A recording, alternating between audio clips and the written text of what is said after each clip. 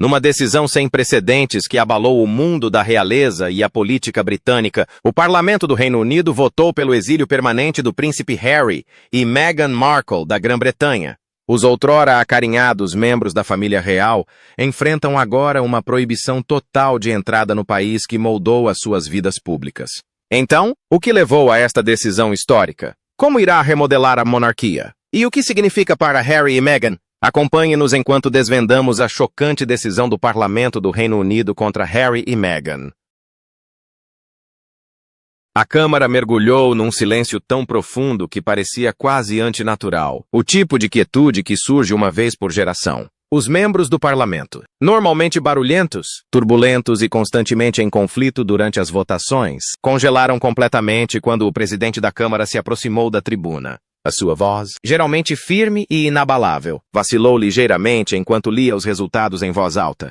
347 votos a favor, 216 contra. A moção para exilar oficialmente o príncipe Harry e Meghan Markle do Reino Unido foi aprovada, e a magnitude da maioria deixou atônitos até os mais fervorosos apoiantes da medida.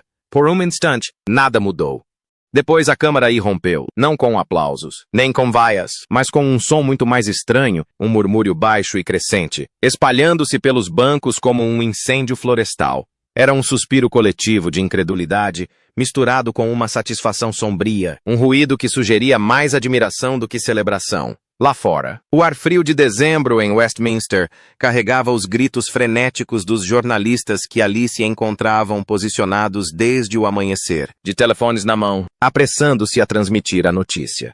Em 90 segundos, todas as principais cadeias de notícias do mundo interromperam a sua programação para noticiar o sucedido. Durante anos, os comentadores nos Estados Unidos sugeriram que a Grã-Bretanha era demasiado instruída, demasiado cautelosa, para tomar uma medida tão drástica.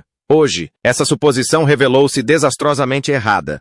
O que tornou a votação tão chocante não foi apenas o resultado, mas a rapidez com que foi executada. A moção tinha sido apresentada apenas 6 dias antes, debatida à porta fechada durante 72 horas e levada à votação praticamente sem aviso prévio. Todas as convenções tradicionais de procedimento foram desrespeitadas. Na história moderna, os pedidos de exílio, quando chegam a existir, levam meses de discussão, deliberação e negociação cuidadosa. Esta, em contraste, caiu como uma guilhotina, rápido, certeiro e definitivo. No interior de Downing Street, os conselheiros do primeiro-ministro apressaram-se a coordenar as mensagens com o Palácio de Buckingham. O momento da votação tinha sido cuidadosamente planeado. O rei Carlos estava a participar num compromisso privado na Escócia, garantindo que ninguém o poderia acusar de influenciar diretamente o parlamento. O príncipe William estava em segurança em Windsor, com a sua agenda meticulosamente organizada. A princesa Ana estava em Edimburgo. Os membros mais importantes da família real tinham encenado uma ausência deliberada de Londres, uma coreografia silenciosa que comunicava muito mais do que qualquer declaração pública poderia. Mas talvez a reação mais reveladora tenha vindo daqueles que mais lutaram por este desfecho. Os parlamentares conservadores veteranos, muitos representando áreas onde o ressentimento público em relação ao Sussex se tinha intensificado perigosamente, expressaram um alívio discreto em vez de triunfo. Um parlamentar, falando anonimamente a um repórter, disse simplesmente: não se tratava de castigo, mas de sobrevivência. A monarquia não pode funcionar enquanto 2 dos seus antigos membros estiverem em guerra no estrangeiro. Esta frase, fazer guerra, dominaria as manchetes durante o resto do dia. Do outro lado do Atlântico, em Montecito, na Califórnia, Harry e Meghan acordavam para um pesadelo para o qual tinham sido alertados há algum tempo, mas que se recusavam a acreditar que pudesse acontecer. Fontes próximas do casal afirmam que Meghan foi a primeira a ver o alerta. Ela estava a verificar o telemóvel durante o pequeno almoço quando a notícia de última hora apareceu no ecrã. Por alguns instantes, ficou apenas a olhar, atônita. Depois, sem dizer uma palavra, entregou o telemóvel a Harry. Não foi que a votação tenha sido surpreendente, mas sim que foi real, permanente e irrevogável. As consequências legais foram imediatas e severas.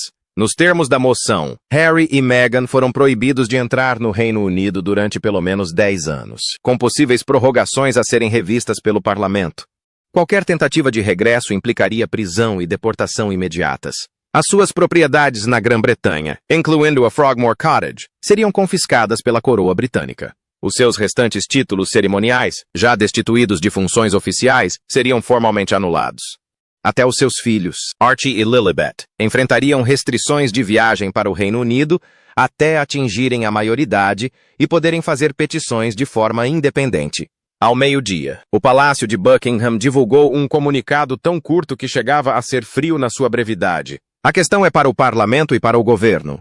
A família real continuará focada nos seus deveres. Como chegaram a este momento? Houve alguma reunião secreta? Vamos descobrir. Os briefings secretos que desencadearam o exílio real.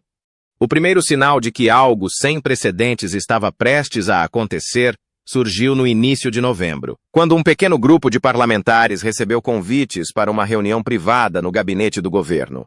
Os registros oficiais descreveram-na como uma vaga consulta de segurança, o suficiente para manter a imprensa afastada. Entre os participantes encontravam-se membros importantes da Comissão de Assuntos Internos, oficiais dos serviços de informação e alguns consultores constitucionais, cuja função era compreender o delicado equilíbrio entre a monarquia e o governo. O que viram naquela noite mudou tudo. Os relatórios de inteligência compilados nos últimos 8 meses revelaram um padrão perturbador, mesmo para aqueles que estão habituados às controvérsias do Sussex. O relatório expôs campanhas mediáticas coordenadas com o objetivo de minar a imagem de certos membros da família real, especialmente Catherine. O relatório delineou ligações financeiras entre empresas de relações públicas associadas aos Sussex e órgãos de comunicação social conhecidos por divulgarem notícias falsas ou enganosas. O mais alarmante foram as comunicações que mostravam que a equipa de Harry e Meghan tinha discutido possíveis projetos de documentários com os mídia estrangeiros, ações que, nas palavras de um analista, poderiam destabilizar a monarquia a partir do estrangeiro. Tecnicamente, nada disto era ilegal, mas num país onde a monarquia é um pilar constitucional, as implicações eram graves. Um deputado descreveu mais tarde o ambiente na sala como o de um funeral. Já não se tratava de um drama de tabloide, disse em privado. Estávamos perante algo que poderia quebrar a relação entre a coroa e o parlamento se não fosse controlado.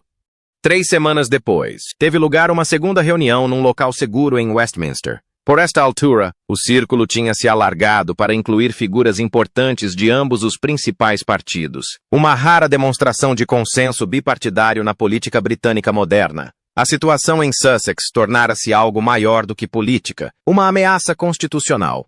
O príncipe William esteve envolvido nos bastidores. Não compareceu em reuniões nem fez lobby diretamente junto dos parlamentares, mas o seu secretário particular entregou informações a parlamentares importantes, enfatizando as preocupações do palácio e, crucialmente, deixando claro que a família real não bloquearia qualquer solução legislativa. Essa garantia foi vital.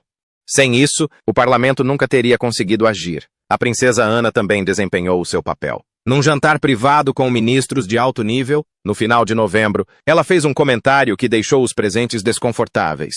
As instituições sobrevivem sabendo quando amputar, disse ela. Nenhuma outra explicação foi necessária. Todos compreenderam que ela se referia a Harry e Meghan, e que a família real, geralmente cautelosa em relação ao envolvimento político, apoiava discretamente a opção mais extrema. No início de dezembro, um relatório de uma subcomissão sobre operações de influência estrangeira insinuou que cidadãos britânicos estavam envolvidos em atividades mediáticas que poderiam desestabilizar as estruturas de um importante aliado americano. O relatório não mencionava Harry e Meghan, mas chegou imediatamente ao ministro do Interior e alterou completamente os cálculos. Um drama familiar interno transformara-se numa preocupação de segurança internacional. A moção de exílio foi redigida em absoluto sigilo. Uma pequena equipa de advogados parlamentares e historiadores constitucionais elaborou uma linguagem capaz de resistir a contestações judiciais. Basearam-se num precedente obscuro de 1703, nunca usado contra membros da realeza, mas legalmente válido. No início de dezembro, a moção estava pronta. A rapidez era crucial. Atrasos poderiam levar a fugas de informação, pressão pública e interferências que poderiam inviabilizar a votação. O golpe final ocorreu quando o rei Carlos autorizou a divulgação de correspondência privada entre ele e Harry. As mensagens que abrangiam 18 meses mostravam repetidos alertas sobre as consequências dos ataques contínuos à família real. Divulgadas cuidadosamente a jornalistas selecionados, as cartas mudaram drasticamente a opinião pública. As sondagens realizadas em Havana, 48 horas antes da votação, mostraram um forte apoio a uma ação parlamentar decisiva, sobretudo entre os eleitores com mais de 50 anos. Mesmo os apoiantes mais jovens do Sussex estavam cada vez mais cautelosos, com 42% a favor de medidas de exílio. Na manhã da votação, o resultado já era certo. Quando a margem final superou as expectativas, enviou um sinal claro. A paciência da Grã-Bretanha esgotara-se. Harry e Meghan, do seu refúgio na Califórnia, tinha subestimado a determinação de toda uma família real. Mas será que Harry e Meghan tinham noção do que estava para vir? Vamos analisar mais de perto. O que Harry e Meghan não previram. No final do outono, pessoas próximas dos Sussex descreveram uma casa a viver numa bolha de suposta segurança. Meghan, em particular, emanava uma confiança que parecia inabalável. Ela acreditava que a opinião pública, especialmente nos Estados Unidos, serviria de escudo, protegendo-os de quaisquer consequências graves. Ao longo dos 3 anos anteriores, ela tinha construído cuidadosamente uma narrativa que os retratava como vítimas de uma antiga instituição racista. Esta história tinha tocado o coração de certos grupos, particularmente dos americanos mais jovens e dos órgãos de comunicação social progressistas, que a abraçaram de todo o coração. No entanto, ela ignorou uma verdade crucial. Por mais persuasiva que seja uma história, a realidade encontra sempre uma forma de se impor. A posição de Harry era mais complexa. Tendo crescido dentro do sistema, conhecia o seu funcionamento interno, as suas pressões e a sua capacidade de reagir fria e calculistamente quando ameaçado. Mas, a dada altura, essa compreensão transformou-se em desprezo. Amigos que o conheciam antes do casamento descreveram um homem que sempre se incomodou com as restrições da realeza, mas que nunca acreditou verdadeiramente que a instituição se voltasse contra ele. Por ter nascido na realeza, pensava, tinha uma espécie de imunidade permanente. Algo que Meghan, como alguém de fora, nunca poderia reivindicar. Os primeiros sinais de alerta surgiram em outubro. Vários dos seus principais aliados nos media britânicos começaram a retirar o apoio discretamente. Não se tratava de tabloides hostis ou críticos. Eram jornalistas que outrora defenderam o casal, escreveram perfis simpáticos e defenderam-nos de ataques. Começaram a recusar pedidos de entrevista, a afastar-se das notícias relacionadas com Sussex e a manifestar, em privado, preocupação com o facto de a narrativa se ter tornado demasiado tóxica para ser controlada. Um jornalista, falando meses mais tarde sob anonimato, explicou a mudança. Começamos a ouvir coisas vindas de dentro do parlamento, não rumores, mas informações reais e concretas de que algo significativo estava a ser discutido. Como jornalistas que prezam o acesso, tivemos de fazer cálculos. Apoiar Harry e Meghan colocava em risco as nossas relações com fontes governamentais e do palácio. Para muitos de nós, esta troca deixou de fazer sentido. O segundo aviso veio sob a forma de notificações legais. No início de novembro, a equipa jurídica britânica de Harry recebeu uma comunicação formal do Ministério do Interior solicitando esclarecimentos sobre pontos relacionados com a sua residência, medidas de segurança e litígios em curso contra os órgãos de comunicação social do Reino Unido. O tom da carta era burocrático, quase banal, mas claro. O governo estava a reavaliar a sua situação, e esta não era uma verificação de rotina. Harry reagiu instruindo os seus advogados para se defenderem agressivamente, tratando a investigação como mais um exemplo de assédio institucional. Meghan, presente durante estas discussões, incentivou esta postura. Ela interpretava qualquer sinal de recuo como uma validação das táticas do palácio. O que nenhum dos dois percebeu foi que a investigação do Ministério do Interior não era assédio, mas sim preparação. O governo estava metodicamente a preparar o terreno para decisões que exigiriam justificações jurídicas detalhadas. A resposta combativa de Harry, ironicamente, tornou mais fácil defender o resultado final. O terceiro aviso era impossível de ignorar. No final de novembro, William concedeu uma rara entrevista a um importante correspondente político. Embora a entrevista se tenha aparentemente centrado nos seus crescentes deveres reais, uma única frase causou um grande impacto entre aqueles que compreendiam a mensagem da realeza. Chega um ponto, disse William cuidadosamente, em que proteger a instituição exige decisões difíceis que as gerações anteriores evitaram. Nunca mencionou Harry, mas todos perceberam o significado. Na Califórnia, Porém, o alerta foi ignorado. Meghan disse aos amigos que William estava apenas a fazer pose, tentando parecer decisivo para um público britânico que estava a perder a fé na monarquia. Harry interpretou isso como uma prova da ambição do irmão e da sua disponibilidade para sacrificar a família pelo poder. Nenhum dos dois considerou a alternativa de que William não representava uma ameaça, mas sim que a decisão já tinha sido tomada e que os mecanismos necessários já estavam em funcionamento. Harry e Meghan responderam através da sua equipa de relações públicas. Não se calariam, não pediriam desculpa por dizer a verdade e não negociariam com o sistema criado para o silenciar. Segundo fontes internas, o intermediário responsável pela mensagem fechou o canal de comunicação e disse aos seus associados que não faziam ideia do que estava para vir. Na manhã de 3 de dezembro, enquanto os deputados entravam em Westminster para votar, Harry e Meghan estavam na Califórnia, ainda a tratar os acontecimentos como mais um capítulo de um drama contínuo. Mas quando a votação foi aprovada, o choque foi total. Não porque desconhecessem a moção, mas porque estavam convencidos de que seria rejeitada. Acreditavam que a Grã-Bretanha, apesar de toda a sua fanfarronice, nunca exilaria um príncipe e a sua esposa americana. Presumiam que o embaraço internacional o impediria e que Charles, apesar de tudo, interviria a favor de Harry. Estavam enganados em todos os aspectos. À medida que a realidade se foi consolidando nas horas seguintes, o choque deu lugar a uma constatação mais fria. Não era arrependimento, pelo menos ainda não, mas o reconhecimento de que tinham queimado pontes de forma tão definitiva que nenhum pedido de desculpas, o passar do tempo ou qualquer manobra poderiam criar um caminho de regresso.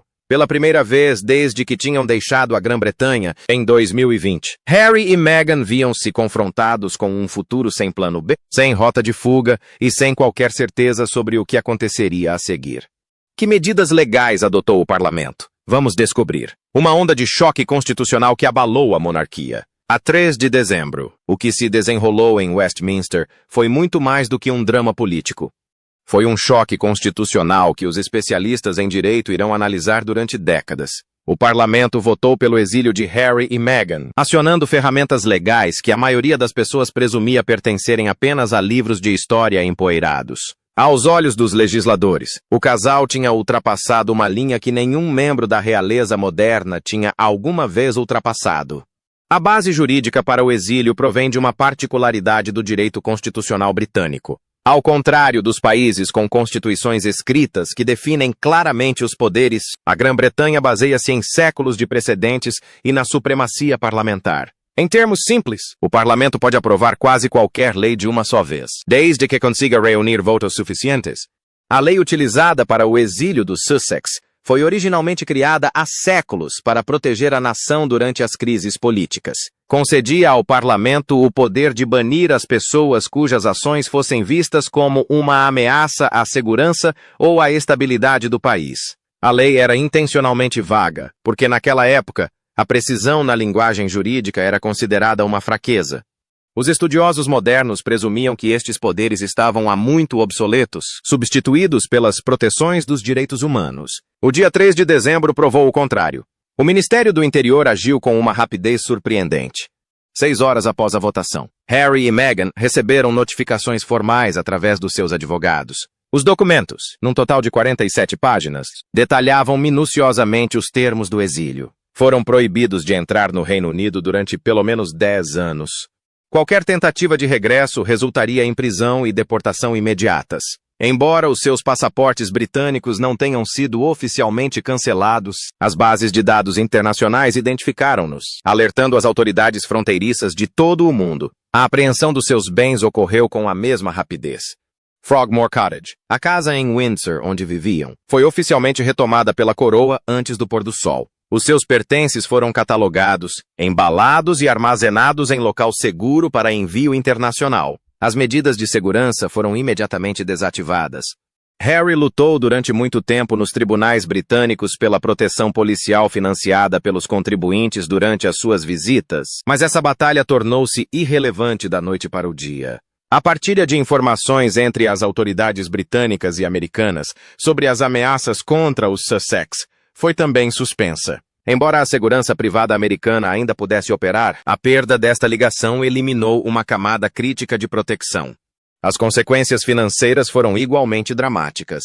A restante herança de Harry, deixada pela rainha Isabel, mantida num fundo fiduciário e a ser paga em prestações futuras, foi congelada enquanto se aguarda a revisão judicial. Os especialistas em direito constitucional procuraram freneticamente paralelos. Eduardo VIII foi quem mais se aproximou, mas a sua abdicação em 1936 foi voluntária e nunca formalizada através de uma votação parlamentar. O que tornou o caso de Harry e Meghan histórico foi a combinação de ação parlamentar, acordo com a família real e o ressurgimento de instrumentos legais considerados obsoletos. O direito internacional acrescentou ainda mais complexidade. A Convenção Europeia dos Direitos Humanos, que o Reino Unido continuou a seguir após o Brexit, poderá também servir de base para contestações judiciais, uma vez que o direito de regressar ao país de origem é considerado fundamental. Os advogados britânicos já previam estas contestações. O exílio não proibiu Harry de entrar no país de forma permanente.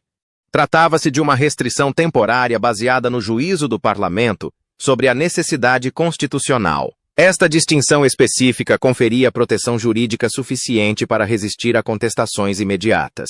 Na noite de 3 de dezembro, quando os processos judiciais começaram a inundar os tribunais de Londres, um facto tornou-se claro.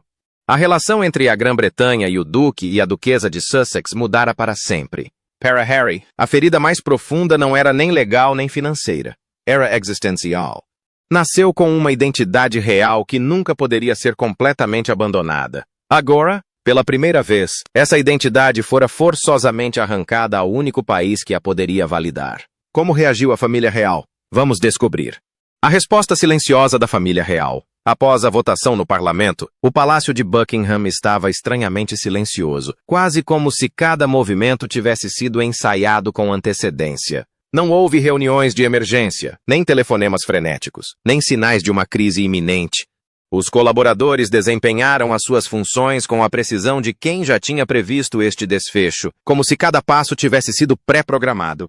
Nos aposentos privados dos membros mais importantes da família real, a reação não foi de choque ou desespero, mas algo muito mais estranho, um alívio quase perturbador. O rei Carlos passou o dia na Escócia, seguindo a sua agenda habitual sem interrupções. Visitou um projeto comunitário nas Terras Altas, trocou algumas palavras com as autoridades locais e regressou a Balmoral ao final da tarde. Os observadores não notaram qualquer sinal externo de angústia ou hesitação. O seu rosto exibia a familiar e serena fadiga que ali se instalara ao longo dos meses. Se chorou a morte do filho, foi em espaços privados onde ninguém se atrevia a intrometer-se. O seu silêncio foi deliberado, cuidadosamente planeado com assessores que sabiam que qualquer emoção visível poderia ser distorcida. Demonstrar tristeza faria com que fosse rotulado de fraco, demonstrar alívio acusá-lo-ia de crueldade. Por isso, não disse nada, deixando que a votação no parlamento falasse por si, sinalizando discretamente que o destino de Harry já não era um assunto que exigisse comentários da realeza. A resposta do príncipe William foi ainda mais fria. Passou o dia em Windsor, ajustando a sua agenda para acomodar os deveres que agora recairiam mais sobre os seus ombros. Quando um secretário particular o informou sobre a contagem dos votos, William simplesmente acenou com a cabeça uma vez. Não disse nada e voltou aos seus documentos. Para ele, o exílio de Harry não era um drama familiar. Era um problema finalmente resolvido. A monarquia não conseguia funcionar eficazmente enquanto Harry e Meghan exercessem influência a partir da Califórnia. Agora, finalmente, tudo estava claro. Catherine, por sua vez, vivenciava um misto de sentimentos descritos por pessoas próximas, como tristeza temperada com pragmatismo. Tinha tentado construir uma relação com Meghan, esforços que foram rejeitados e posteriormente utilizados como munições em entrevistas que retratavam Catherine como fria e distante. A princesa Ana continuou em Edimburgo, cumprindo os seus deveres reais com a eficiência que lhe era característica. Quando questionada sobre a decisão do parlamento, deu uma resposta que mais tarde vazou e moldou o discurso público. As instituições perduram fazendo escolhas difíceis. Hoje, o parlamento aprovou uma. As suas palavras foram sucintas, mas não deixaram dúvidas. Ana considerava o exílio necessário e não punitivo. A rainha Camila adotou uma abordagem diferente. Permaneceu em Clarence House, não disse nada publicamente e faltou a todos os eventos programados. Mas aqueles que lhe eram próximos compreenderam que o seu silêncio tinha um grande peso. Ela sabia melhor do que ninguém o precedente perigoso que esta votação estabelecia. A declaração oficial do Palácio, divulgada às 14 horas e 30 minutos, foi surpreendente pela sua brevidade. A questão decidida hoje pelo Parlamento é uma questão constitucional que está fora do âmbito dos comentários da realeza. O foco da família continua a ser o serviço à nação. 29 palavras. Nenhuma menção a Harry. Nenhuma expressão de arrependimento. Nenhum indício de emoção. Apenas um reconhecimento frio de que a questão tinha passado das mãos da realeza para a autoridade do Estado. Por detrás deste silêncio público, porém, já estavam em curso preparativos privados. Os conselheiros de Carlos reviram os protocolos de sucessão para evitar incertezas legais decorrentes do exílio de Harry. A equipa de William coordenou a comunicação com as autoridades governamentais, prevendo um escrutínio prolongado dos meios de comunicação social. Por toda a Casa Real, os funcionários preparavam-se para a reação negativa dos apoiantes de Sussex, antecipando argumentos de que a monarquia tinha agido com crueldade. As reações internacionais aumentaram a pressão. Nos Estados Unidos, os mídias simpáticos à família retrataram-na como executora de uma punição arcaica. A CNN questionou se a monarquia britânica tinha lugar numa democracia moderna. O New York Times publicou um artigo de opinião ilustrado, O Exílio, como prova da toxicidade institucional. Para o Palácio, esta comoção era esperada. A estratégia era simples: deixar o ruído aumentar, não oferecer qualquer resposta e deixar que o tempo atenue a indignação. Mesmo assim, começaram a aparecer pequenas fissuras. Ao final da noite, em Balmoral, Charles foi visto parado sozinho junto a uma janela, a olhar para os jardins, com uma expressão indecifrável. William Tufton demonstrou também momentos fugazes de vulnerabilidade. Durante uma conversa privada com Catherine, ouvida acidentalmente por um funcionário que passava, este terá dito: "Não queria que chegasse a isto, mas ele não nos deixou escolha."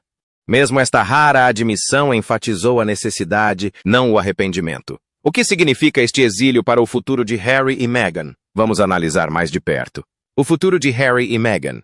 Enquanto o sol de inverno se punha atrás de Montecito, a 3 de dezembro, Harry e Meghan deparavam-se com um futuro mais incerto do que qualquer coisa que tivessem experimentado desde que se afastaram da vida na realeza em 2020. A votação parlamentar que os exilou não só fechou uma porta, como selou todo um corredor de possibilidades que há muito presumiam que permaneceria aberto. Por mais tensas que as relações familiares se tivessem tornado, acreditavam, a algum nível, que um regresso à Grã-Bretanha era sempre possível. Esta crença morreu às 11 horas e 43 daquela manhã em Westminster. As consequências práticas fizeram-se sentir de imediato. Viajar tornou-se muito mais complicado do que alguma vez imaginaram. Embora ambos tivessem passaportes válidos, o facto de Harry estar sob vigilância significava um maior escrutínio em todas as fronteiras.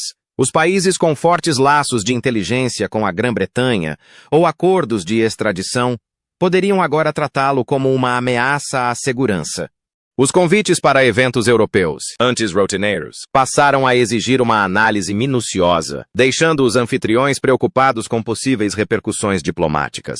As pressões financeiras, já significativas, aumentaram. O rendimento do casal dependia fortemente da sua ligação à realeza, permitindo-lhes contar histórias privilegiadas e posicionar-se como vozes que denunciavam as falhas institucionais. O exílio alterou esta equação. Deixaram de ser denunciantes corajosos e passaram a ser ex-membros da realeza exilados, uma categoria que tende a suscitar simpatia em vez de lucro. Os parceiros de média como a Netflix e o Spotify teriam agora de reconsiderar se a marca Sussex ainda possuía o valor comercial que tinha antes. Para os seus filhos, Archie e Lilibet, as consequências estendiam-se por décadas. Ambos tinham dupla nacionalidade americana e britânica, mas o exílio, embora não fosse juridicamente vinculativo para eles, lançou uma longa sombra. Seriam bem-vindos na Grã-Bretanha como adultos? Ou será que o exílio dos seus pais os perseguiria para sempre, fechando as portas aos primos e avós que poderiam ter conhecido? Os efeitos psicológicos surgiriam gradualmente, mas os especialistas em trauma identificariam os sinais de imediato. Harry, após 40 anos definido pela sua identidade real, mesmo em rebeldia, teve subitamente de confrontar um mundo sem a Grã-Bretanha, sem o palácio, sem a própria instituição que o moldara. A situação de Meghan era diferente, mas não menos complexa. Entrou para a família real como uma forasteira. Suportou o que descreveu como um tratamento racista e cruel, e construiu uma vida pública expondo-o.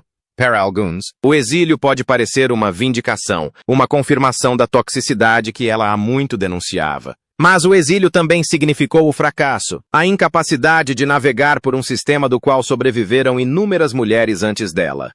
Em Hollywood, onde os resultados se sobrepõem à moralidade, o fracasso raramente é perdoado. As consequências estenderam-se internacionalmente. O governo dos Estados Unidos, officialmente neutral, sentiu discretamente a pressão dos diplomatas britânicos para monitorizar as atividades de Sussex. Embora as restrições diretas fossem improváveis, a mensagem era clara. Conteúdo que atacasse a monarquia britânica poderia desencadear consequências diplomáticas. Mesmo o poder suave tem limites, mesmo para os americanos casados com príncipes exilados.